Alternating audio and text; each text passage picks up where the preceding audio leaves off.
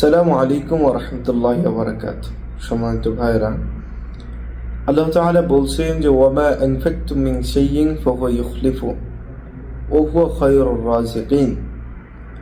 তোমরা যেই দানগুলো করো আল্লাহ তাআলা সেই দানকে বৃথা যেতে দেন না, এটা পূর্ণ করে দেন। ওয়া হুয়া খায়রুর রাযিকিন, আর তিনি হচ্ছে উত্তম রিজিকদাতা। প্রিয় ভাইরা, আমরা বিভিন্ন সময় গোপনে প্রকাশ্যে বিভিন্ন রকম দান করে থাকি, সাদাকা দিয়ে থাকি। তো এই সাদাকার অনেক অনেক বড় ফজিলত আছে।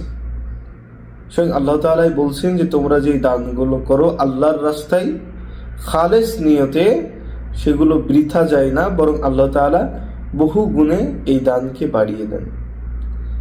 এর পরবর্তীতে হাদিসের ভিতরে আসছে যে কিয়ামতের দিন ব্যক্তি তার দানের সাদাকা এর ছায়াতলে থাকবে।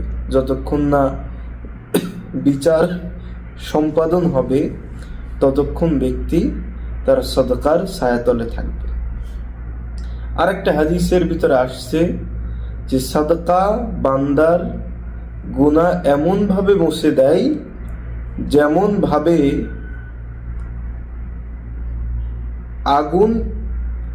আগুনকে নিভিয়ে দেয়।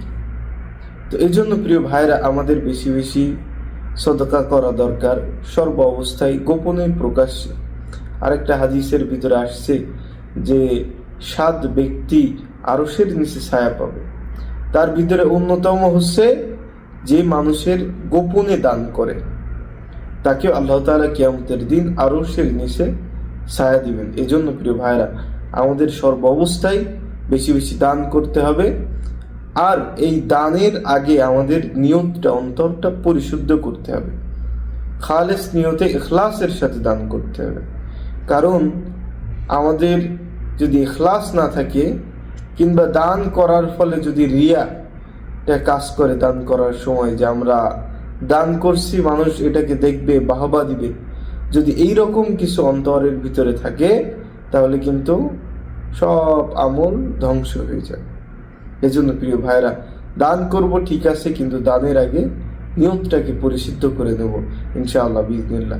যেই কথাগুলো শুনলাম, আল্লাহ তাআলা আমাকে সহ আমাদের সকলকে আমল করার তৌফিক দান করুক। আমিন।